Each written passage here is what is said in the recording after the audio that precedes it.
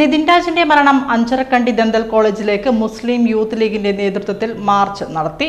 March police തടഞ്ഞു. പ്രവർത്തകരെ arrest ചെയ്ത് നീക്കി.